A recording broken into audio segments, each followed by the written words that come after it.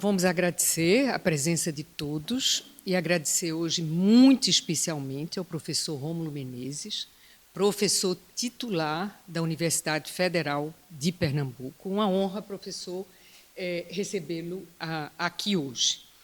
Antes de começar, eu gostaria de lembrar que na próxima quarta-feira, 10 de junho, será celebrado oficialmente o Dia de Portugal, de Camões e das comunidades portuguesas. A data é o feriado nacional mais importante do país e marca o dia da morte de Camões, 10 de junho de 1580, considerado o maior poeta da língua portuguesa. No Brasil, celebramos o Dia Nacional da Língua Portuguesa em 5 de novembro, data do nascimento de Rui Barbosa. Nasceu em 1849. Era um grande estudioso e defensor da língua portuguesa. As comemorações das datas reforçam os laços que ligam o Brasil às outras nações que falam o português. Portugal, Moçambique, Guiné-Bissau, São Tomé e Príncipe, Angola, Cabo Verde e Timor-Leste.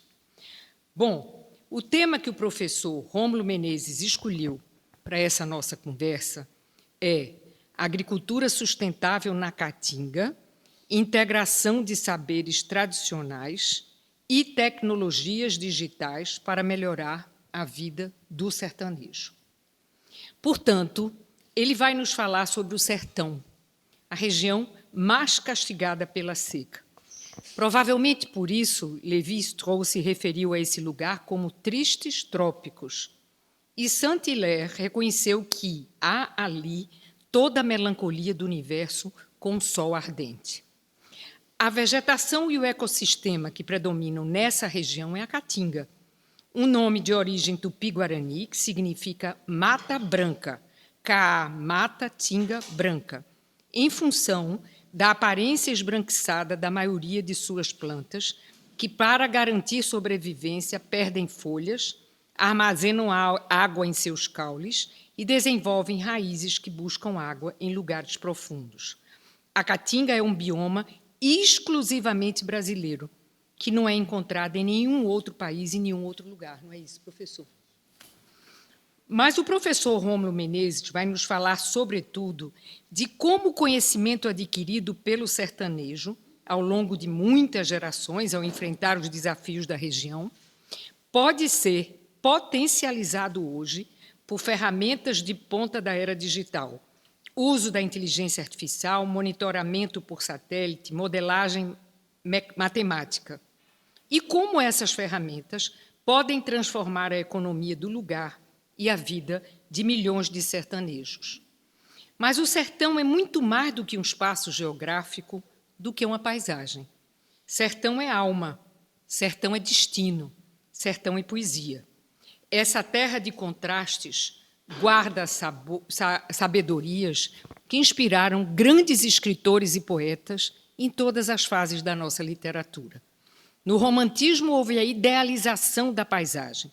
José de Alencar escreveu O Gaúcho, em 1870, e Tio, em 1872. Tio era o apelido da protagonista Berta. Esses livros falam da honra, da bravura e dos valores dos sertanejos. No pré-modernismo, o sertão deixa de ser idealizado e passa a ser retratado como um ambiente hostil e esquecido pelo progresso. Euclides da Cunha escreve Os Sertões, em 1902, uma obra que mistura sociologia, literatura e jornalismo, fruto das reportagens que o autor realizou como enviado do Estado de São Paulo durante a fase final da campanha de Canudos. É desse período também o 15, de Raquel de Queiroz, Vidas Secas, de Graciliano Ramos, Fogo Morto, de José Lins do Rego. Aos poucos, o sertão foi ganhando contornos míticos e universais, com Guimarães Rosa, que revolucionou a literatura, a linguagem literária brasileira, ao criar um sertão filosófico repleto de neologismos e reflexões existenciais.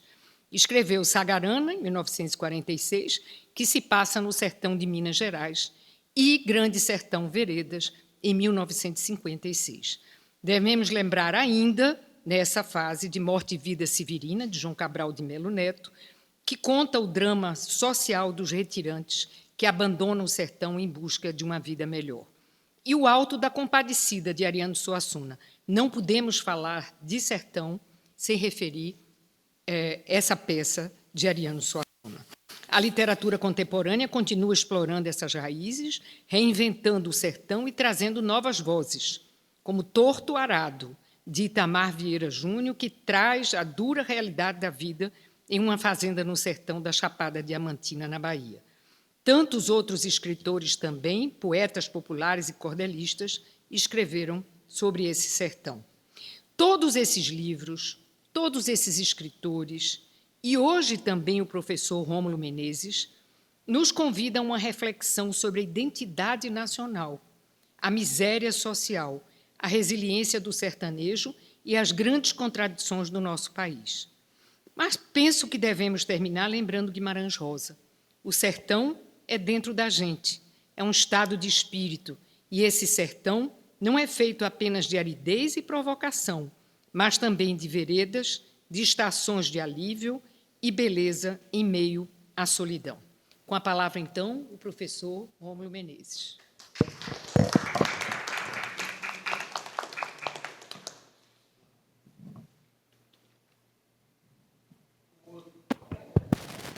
Pegou agora. Quem me dera toda palestra que a gente fosse dar, a gente tivesse uma apresentação rica dessa, né? Que maravilha. Muito obrigado, senhora. É uma honra enorme estar aqui hoje para falar com vocês.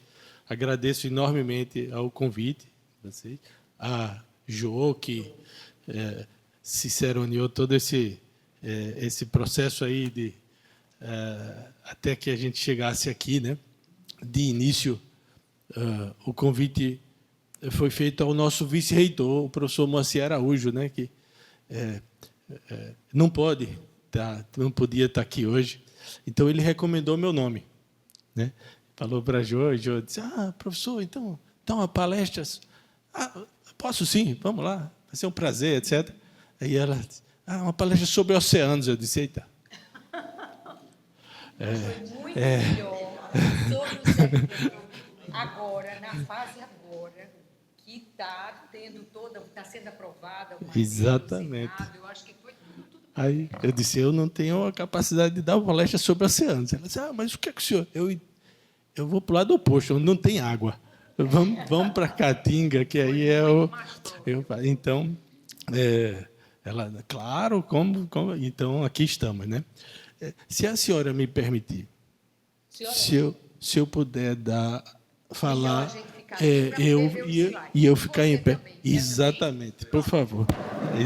Porque eu prefiro, né, como todo professor, falar em pé e próximo das pessoas e olhando para todo mundo, né? Então, vou ficar por aqui, que aí eu não fico na frente de ninguém. Muito obrigado. Pois bem, e só complementando, né, que é um prazer enorme estar aqui. Pois não. Desligar aquele.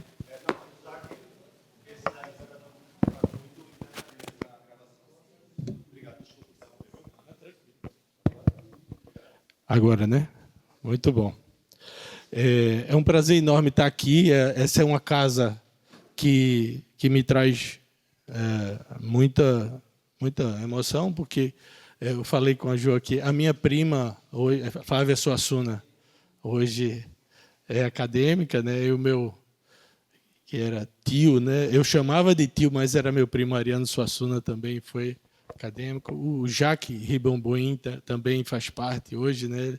Conheci ele recentemente. Pois bem, tendo minha família vindo de Itaperoá, né? E eu tive minha infância toda em Itaperoá, não é à toa que eu me dediquei à pesquisa científica na Caatinga, né?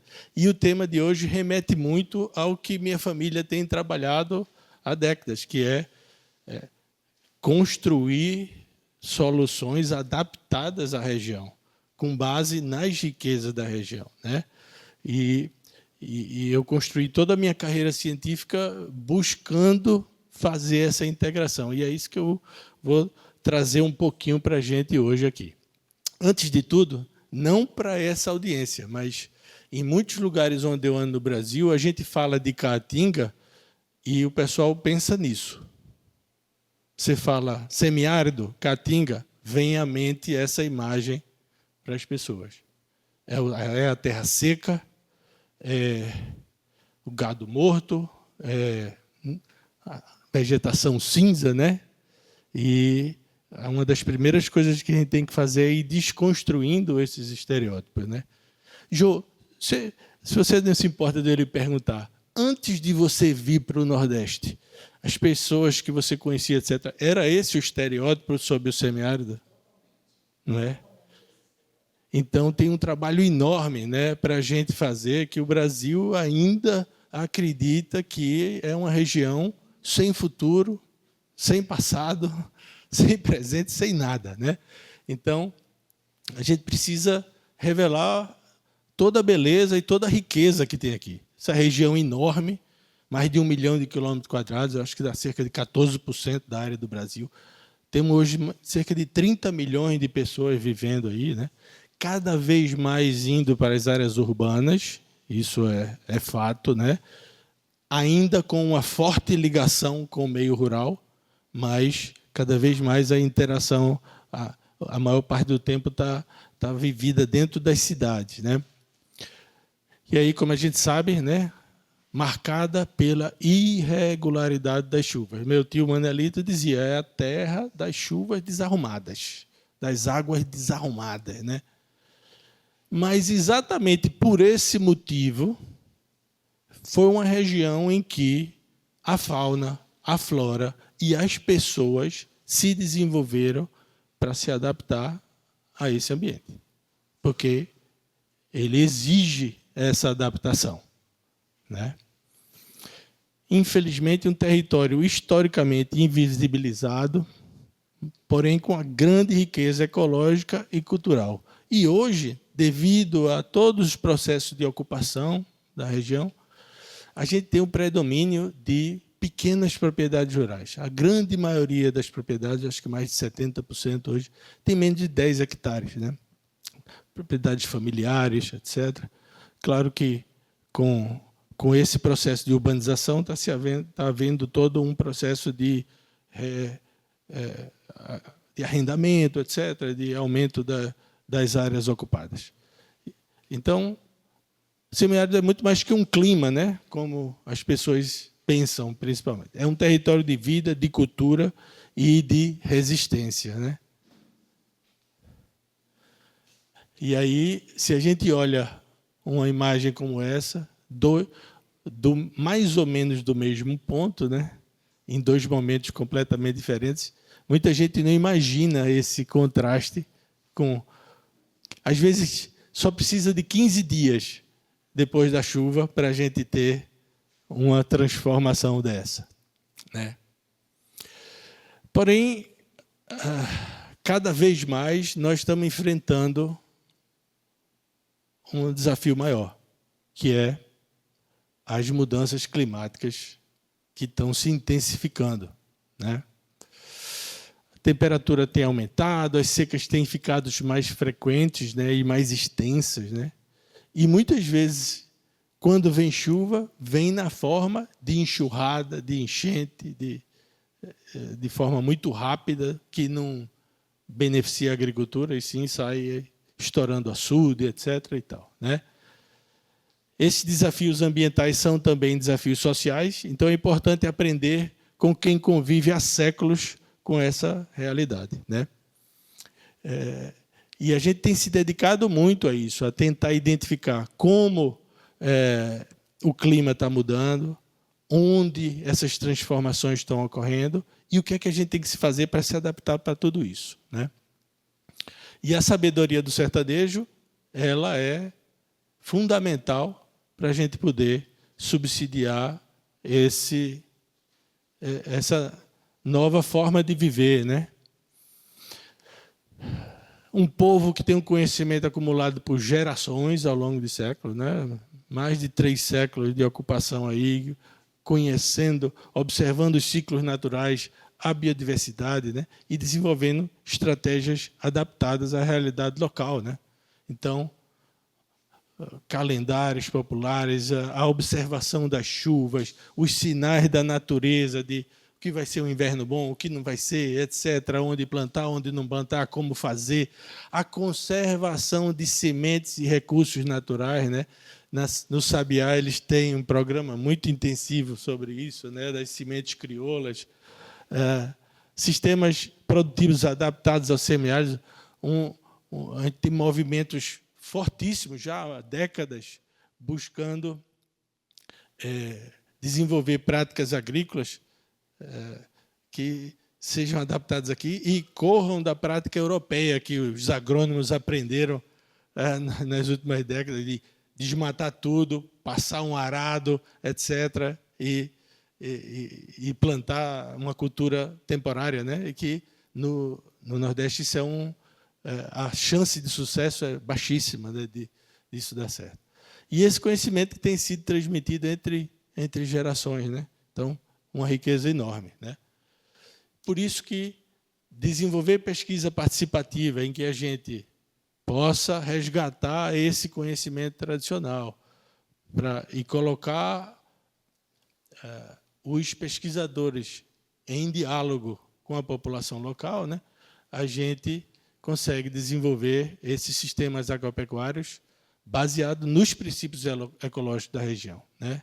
Fundamentados no conhecimento local. Ou seja, a gente pode desenvolver a agroecologia como tem que ser feito, que é a agricultura baseada na ecologia, em que você produz respeitando o ecossistema local, sem romper os limites ecológicos, né? E a agricultura familiar tem um papel importantíssimo. A maior parte dos agricultores do Nordeste são agricultores familiares. E tem a agroecologia como um caminho que pode viabilizar a sustentabilidade e a permanência do povo na terra, que é o que eles querem, na maior parte, né? Bom, para quem quer ficar, muitos jovens querem ir para as cidades, etc., tudo bem, faz parte, né? Estão obtendo mais educação, então querem outro tipo de emprego, etc., mas muita gente quer permanecer, quer viver da agricultura, da agropecuária, e é importante desenvolvermos sistemas que deem uma vida digna e produtiva a quem quer produzir no campo. E é importantíssimo para a gente produzir alimentos, produzir produtos medicinais, lenha, energia renovável, tudo isso todo mundo precisa, né? E a agroecologia visa produzir com toda essa conservação, né? E a sustentabilidade vem da adaptação. Um exemplo, por exemplo, de sistema são as práticas agroflorestais. E o que é isso? É a agricultura feita junto com árvores. Árvores, animais, culturas agrícolas, solo, tudo misturado, né? E aí você consegue produzir dentro da mesma propriedade de forma muito mais resiliente. Essa é uma palavra importante no semiárido, né? Guimarães Duque já dizia, quase 100 anos atrás, a ecologia do Nordeste é formadora de árvores. Você vai para os ecossistemas do Nordeste, seja Zona da Mata, seja Caatinga, você encontra o quê? Árvores. Isso quer dizer que aquele ecossistema ele é adaptado para esse tipo de forma de vida. Então, se a gente vai fazer agricultura, nós temos que fazer agricultura integrada com as árvores. Elas protegem, elas são muito mais pacientes e resilientes. Como assim pacientes? É o seguinte, numa terra de chuvas desarrumadas, em que chove hoje, pode passar 2 meses sem cair uma gota, depois chove um pouco mais, etc. A planta que está lá já preparada, já crescida, na hora que dá aquela chuvinha, ela aproveita aquela chuva como ninguém e produz imediatamente. Enquanto que uma cultura que tem que ser plantada todo ano, você espera a chuva. Quando a chuva vem, você planta a semente. Aí a semente tem que ter uns dias para ela nascer e quando está aquela mudinha, se não vier chuva de novo, ela morre. Então, você vê as culturas adaptadas ao semiárido, dá uma chuvinha, enquanto o milho ainda está desse tamanho, o pasto de búfalo está enorme, a caatinga está toda verde, o gado já está pastando, etc. E tal. Ou seja, a natureza já está fazendo a sua parte como tem que ser. E os organismos estão se aproveitando daquela variabilidade, né? Outro exemplo, os quintais que você tem nas propriedades, os quintais ecológicos, né? Ao redor das casas, onde se produz alimento, onde se aproveita a água, a água usada da casa para irrigar, para produzir verduras, frutas, para criar galinhas, para criar abelhas, etc. E tal. Um espaço predominantemente feminino, daquele capaz de produzir, onde a família pode se reunir ali ao redor da casa para produzir também. O espaço onde está a cisterna, que é também uma tecnologia muito importante para o semiárido, né? Então, são exemplos de tecnologias que vieram do desenvolvimento, da adaptação, e que hoje contribuem muito para que a agricultura no semiárido dê certo, né? Então, qual o caminho que a gente tem? Está muito claro, né? Temos que apoiar a agricultura familiar, a agroecologia, e usar racionalmente os recursos naturais da caatinga para sustentar a população e manter esses ecossistemas, essa biodiversidade vivas, né? Para sempre, né? Porém, o retorno econômico da atividade agropecuária no semiárido ainda é muito baixo, né? Então, isso que dificulta muito, sempre dificultou muito a permanência das pessoas na terra, né? Então, é preciso melhorar a renda, é preciso monetizar de forma mais justa o papel que esses ecossistemas têm no mundo que a gente vive hoje, né? Como é que a gente vai fazer isso? Como agregar valor? Porque o que nós temos lá são pessoas preservando a biodiversidade, os solos, produzindo energia renovável, produzindo alimento sadio para nós aqui na cidade, né? E aí, hoje em dia, estão surgindo oportunidades em que nós podemos desenvolver sistemas que podem trazer um pagamento para quem está fazendo esse serviço ambiental. E aí é isso que eu vou falar um pouco agora. Como nós, na academia, estamos trabalhando para ver como a gente consegue desenvolver informação e conhecimento que possa viabilizar o pagamento desses serviços ambientais na Caatinga, né? E é aí que a tradição encontra a inovação, né? Os saberes tradicionais continuam essenciais, estão lá, mas agora a gente quer fortalecer com ferramentas modernas de monitoramento, modelagem e inteligência artificial. Como exatamente? Bom, esses aqui são logotipos aí das diferentes instituições que a gente trabalha. A principal é essa aqui, é o guarda-chuva, o Observatório Nacional da Dinâmica de Água e Carbono no bioma Caatinga, né? Que a gente, eu tenho o prazer de ser vice-coordenador, aqui está a minha foto. Temos um grupo de mais de 150 pesquisadores, distribuídos em 5 países, diversas áreas de conhecimento, etc.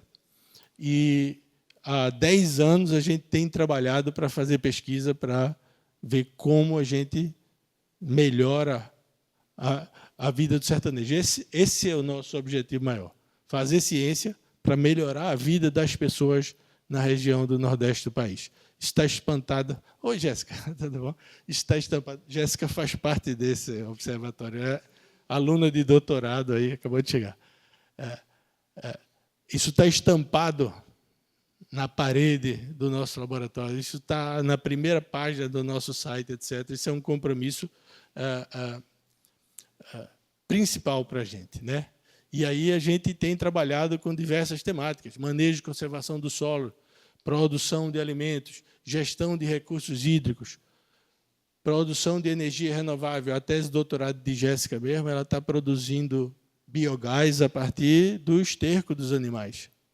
Ela está reutilizando a água do esgoto e do banheiro das casas, etc., para irrigação de culturas nos quintais. E por aí vai, né? E a gente faz isso em grande escala, né? A gente trabalha em escala regional, né, todo o Nordeste, utilizando dados, imagens, né, de satélites, de drones, e junta todos esses dados, né? A gente viaja muito, faz muita viagem para coletar e observar como as coisas são na realidade no campo, coleta amostras, tira imagens, etc., coleta dados, traz para a universidade, olha como isso é lá de cima, e aí você pode validar e conectar a informação que vem de um satélite com a informação do mundo real, e, a partir daí, você pode gerar conhecimento adicional, né? E aí a gente usa modelagem, inteligência artificial, geotecnologia, computação de alto desempenho para tratar todos esses dados, né? Todas essas ferramentas a gente consegue entender o funcionamento desses ecossistemas, e aí a intenção é valorizar os serviços de ecossistemas de economia do carbono, que está cada vez mais forte, para premiar quem protege e cobrar a quem polui. Então, as indústrias, negócios que causam poluição, etc., vão ser obrigados, que emitem gás de efeito de estufa, né, vão ser obrigados a pagar créditos de carbono a quem retira carbono da atmosfera e estoca no solo, na vegetação, e produz de forma sustentável. Então, é isso que o sertanejo faz. Ele tem como, no momento que você planta árvores, e você protege o solo, etc., aquela vegetação está tirando carbono da atmosfera, os gases de efeito de estufa, está armazenando no solo, na vegetação, enquanto que empresas que estão emitindo gás de efeito de estufa vão ter que pagar, e quem vai receber é quem está protegendo, né? É isso. Mas nós queremos mostrar com dados científicos todos esses processos que estão acontecendo, e a gente poder, então, influenciar políticas públicas que beneficiem o pagamento desses serviços ambientais. Não é fácil, porque muita gente que não quer pagar, né? Quem polui não quer pagar, quem protege, muitas vezes, não está recebendo o que merece, né? E a gente precisa de dados de qualidade para poder provar isso e influenciar políticas públicas e a legislação, né? Porém, a Caatinga sempre foi pouquíssimo estudada. Muito pouco. O bioma, de longe, menos estudado no Brasil, pouquíssimos estudos no mundo. Eu cheguei do meu doutorado, eu fiz a minha graduação aqui, na Universidade Rural de Pernambuco. Depois eu fui fazer o mestrado e doutorado nos Estados Unidos, sempre com o olho de voltar e trabalhar aqui. Trabalhei com temas, estudei coisas relacionadas a zonas áridas, terras secas. Inclusive, no meu doutorado, eu consegui passar metade do doutorado aqui no Brasil, estudando os ecossistemas na Caatinga. E voltei lá para defender. Mas cheguei animadíssimo. Passei 7, 8 anos nos Estados Unidos. Aprendi muita coisa e disse, agora eu vou voltar e vou aplicar lá no meu Nordeste. Cheguei aqui com gosto de gás, com modelos matemáticos complicadíssimos, que podia fazer muita coisa, né? Ajudar a entender como tudo isso funciona. Só que, quando eu cheguei aqui, não tinha dados científicos, não tinha estudos, não tinha publicações, não tinham as informações que eram necessárias para você poder entender como esse ecossistema funciona e sugerir as mudanças. Então, eu cheguei no ano de 2000 e vi rapidamente que não dava para fazer o que eu queria. Então, peguei aqueles modelos matemáticos, guardei na gaveta, fui para o campo e passei 15 anos trabalhando no campo, gerando os dados necessários, né? Juntamos equipes, etc., e um esforço enorme de geração de dados. E, no meio desse caminho, eu criei o que nós chamamos do Botija, um banco de dados e amostras de solo e vegetação.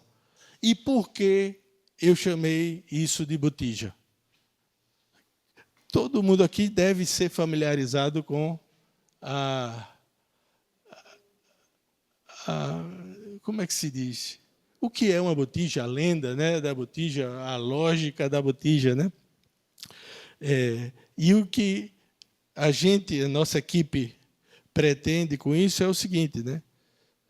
A gente sonhou em deixar esse tesouro para as próximas gerações, né? Eu não tive essa sorte. Eu cheguei e não tinha esse tesouro armazenado. Então, a gente está trabalhando agora para que a próxima geração tenha todas essas informações necessárias para poder fazer o trabalho que é necessário fazer na Caatinga e desenvolver os sistemas agropecuários que são necessários, né? E é isso que a gente...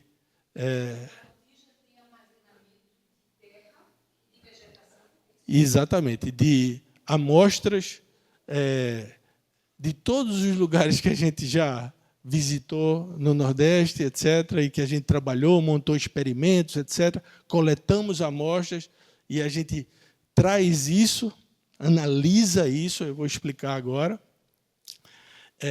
E, ao fazer isso, quando a gente olha do satélite e quando a gente usa inteligência artificial, a gente consegue expandir muito mais essa informação para toda a região, né?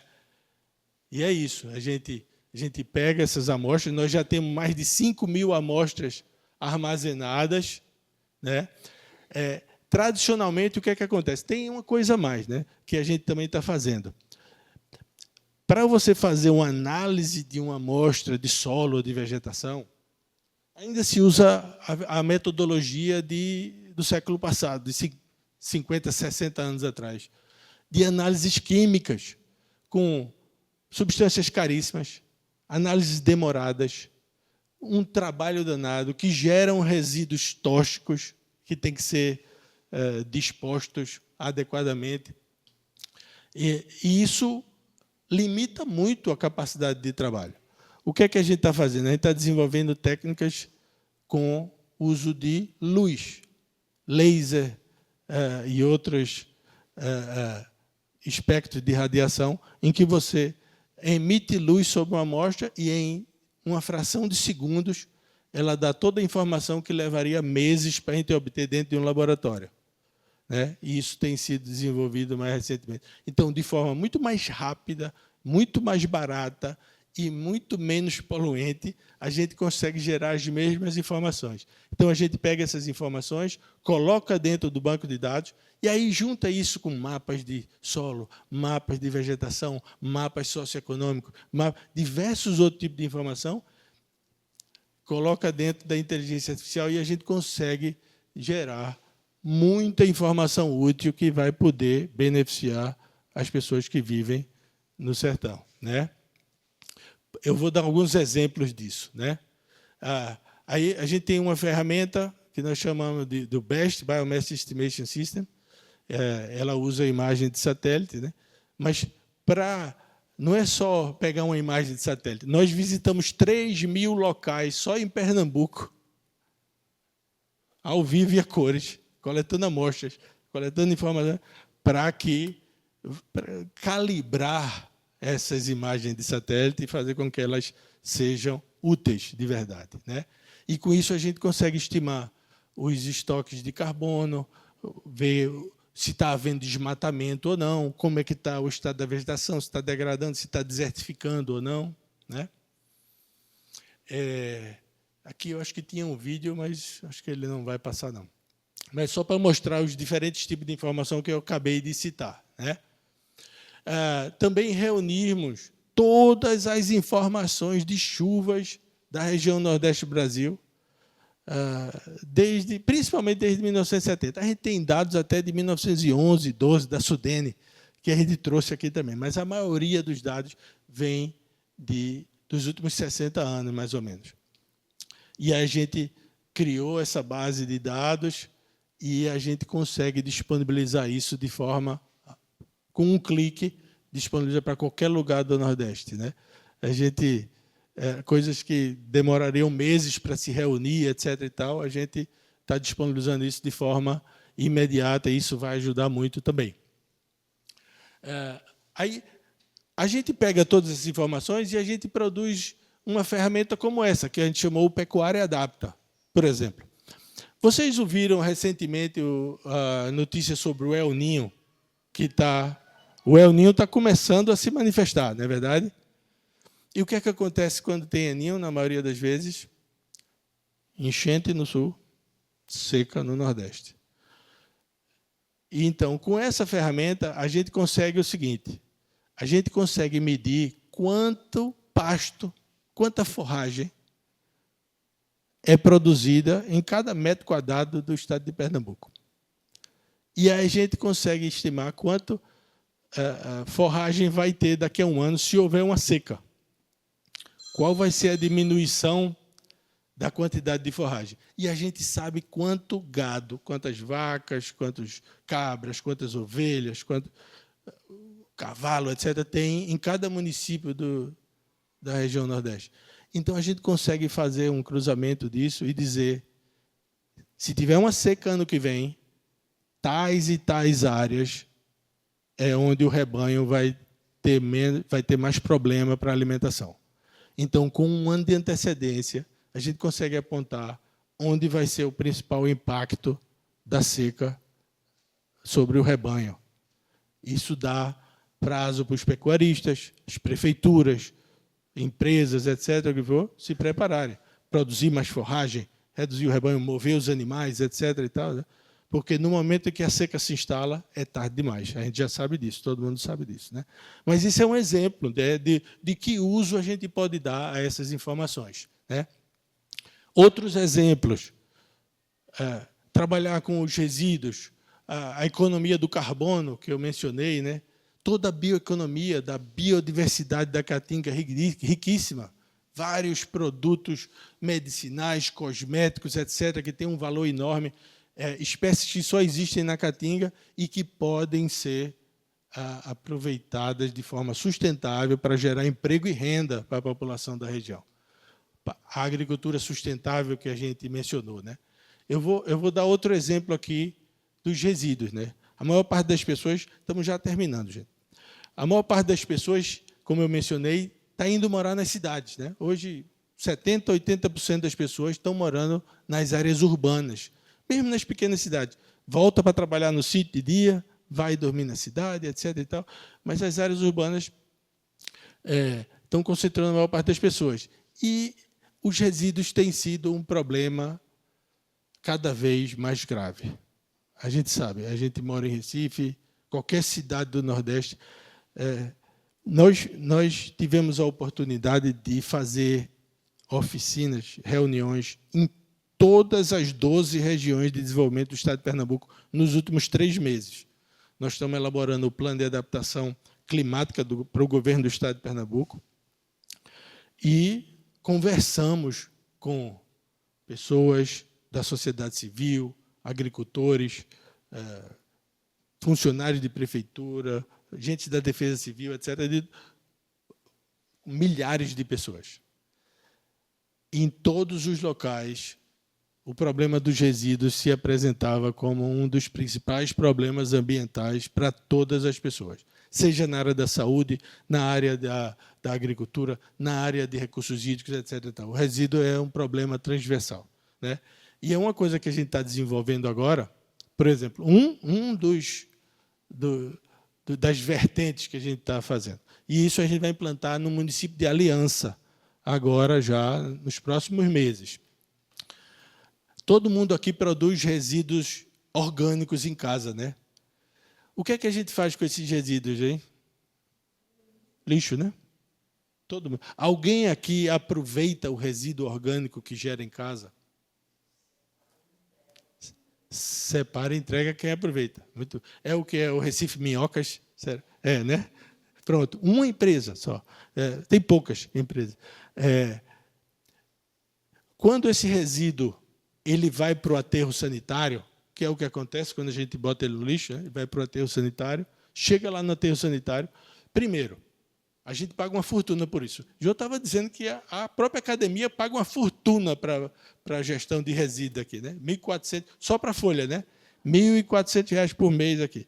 Eu pago também, todo mundo paga, para pegar esse resíduo, enterrar no aterro sanitário. Sabe o que acontece quando enterra no aterro sanitário? Ele, sem oxigênio ali enterrado, ele produz metano, que é 28 vezes mais aquecedor da atmosfera do que o CO2. Então, a gente paga para potencializar o gás de efeito estufa e enterrar lá uma fonte de nutrientes riquíssima, que é a matéria orgânica. O que é que a gente está fazendo? A gente está criando o programa Agricultores Compostadores. A gente vai estimular a população nesse município a separar os resíduos orgânicos, as podas, os restos de alimento nas casas, etc. E tal. A gente vai só triturar isso. Agora, a prefeitura ela não tem capacidade de fazer um projeto de compostagem, um pátio de compostagem com mais funcionários, com um trator, com irrigação, com vigia, etc. É um custo ativo. As prefeituras do interior já estão quebradas. É um problema, né? Então, o que é que a gente arranjou lá? A gente tem os agricultores que estão loucos para receber adubo orgânico, porque isso, para eles, vai aumentar a produtividade deles. Eles não têm dinheiro para comprar matéria orgânica, adubo orgânico. A gente tem a prefeitura que não quer gastar dinheiro levando isso para o aterro. A gente está juntando todo mundo. A prefeitura coleta isso, separa, leva para os agricultores. Eles compostam, produzem alimentos saudáveis e isso volta para a cidade para ser vendido. O que é que acontece aqui? O resíduo volta para o ciclo aí. O que é que acontece? Ao fazer isso, ao invés de aquecer a atmosfera, botando o resíduo no aterro sanitário, a gente retém carbono no solo, porque o adubo orgânico aumenta o carbono que fica no solo. Ou seja, ao invés do município perder dinheiro com lixo, vai ganhar no momento em que a gente obter créditos de carbono, que a gente mostrar academicamente que, fazendo isso, a gente está recuperando a atmosfera. E aí vai receber dinheiro a prefeitura, o agricultor e toda a cadeia, os catadores, etc. e tal, na cidade. Ou seja, um círculo virtuoso que precisa de quê? Precisa de informação, precisa de vontade política e precisa de educação.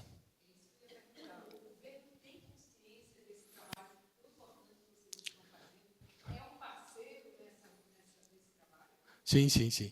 Isso a gente está fazendo dentro de um projeto financiado pela FACEP, né? Eu estava falando com o João aqui como esses últimos anos nós temos tido um apoio muito bom e importante da FACEP, do CNPq, indo nessa direção aí na área ambiental, né? Então, esses são exemplos de ações em que a gente une pesquisa com o dia a dia das pessoas e a gente consegue melhorar a vida das pessoas, consegue melhorar o meio ambiente, né? Se aproveitando, né, dessa economia do carbono que está emergente e conservando tudo que a gente está colocando aí. E aí, agora precisa ter gente que saiba fazer isso, né? Então, nós estamos apoiando a criação de empresas, né, dos jovens estudantes. Aí, Jéssica mesmo é empresária. Ela é uma das sócias dessa empresa aqui, que é a Carbone, que é gente que sabe fazer isso, que vai estar atuando, etc. Então, não só fazer ciência, como formar pessoas capazes de implantar tudo isso na vida real da nossa região, né? Outra startup, que é a Pegasus, que também atua na área desse meio ambiente, são exemplos de ações que a gente espera que possam divulgar e ampliar, né, essas ações nossas, né? Quando a ciência, então, só para terminar, né, encontra a sabedoria do sertão, sustentabilidade deixa de ser uma meta e se transforma um caminho de transformação, né? É isso aí, gente. Então, era esse o recado que eu queria dar hoje. Eu agradeço aí. Obrigado.